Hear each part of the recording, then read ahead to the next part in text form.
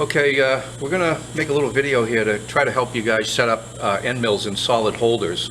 First of all, one of the things you want to make sure you do first with a solid holder is you want to make sure that the hole size that is in that holder is the exact same hole size as the diameter of this shaft here that you're going to be holding it on, okay?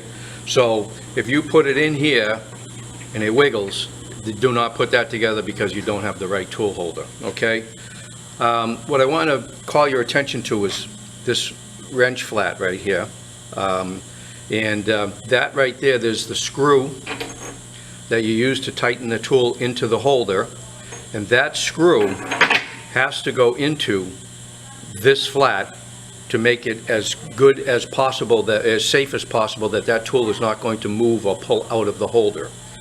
So when you put this in, you've got on this end mill, we've got a double-sided end mill. Both sides of this are brand new, capable of cutting metal, right? And we don't want to ruin it just inserting it into the tool holder. So, I mean, we're going to need new tools just because we put one in a tool holder, right? We have to be careful. So we want to just gently let that go down inside and not really rub and push and pull and ruin the tool just putting it in.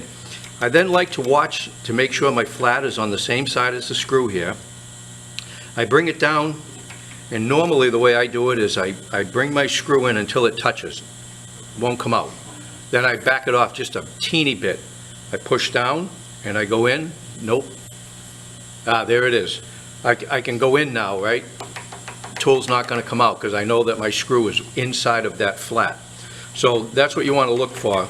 Then you tighten it down and you know that your screw is within that flat, and your tool should be loaded exactly correct. What you want to have is just beyond the cutting length of the end mill exposed from that tool holder. You don't want to have any of the shank showing. You just want a little bit beyond the cutting length of that end mill. So if you go by the screw being in the flat, that will pretty much align your end mill correctly every time. And that's pretty much all there is to loading. Now I want to go over the unloading. I see this problem a lot, and I want to make sure that you guys understand exactly how this should be done. When you're unloading the tool, you're going to obviously loosen the screw. And did anyone notice the way I did that? When I was tightening, I was over here tightening. When I'm over here, I'm loosening. And why am I doing that? Because I'm always pushing down. I never want to be pulling up, because that can pull the tool holder right out.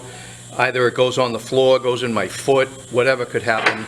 Okay, whenever you're tightening or loosening, make sure your Allen wrench, you're pushing down. Okay, so I'm loosening, and you can see that it's moving, but it doesn't come out. That's because the screw is inside that slot. And I back this off. I keep pressure pulling up just a little bit. I don't want to cut my fingers. Just a little bit of pressure, and as soon as that end mill comes up, I stop spinning the Allen wrench.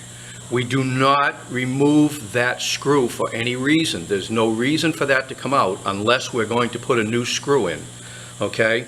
So please, just keep a little upward pressure as you're loosening the screw, and as soon as the end mill comes out, stop turning the screw, and everything will be fine.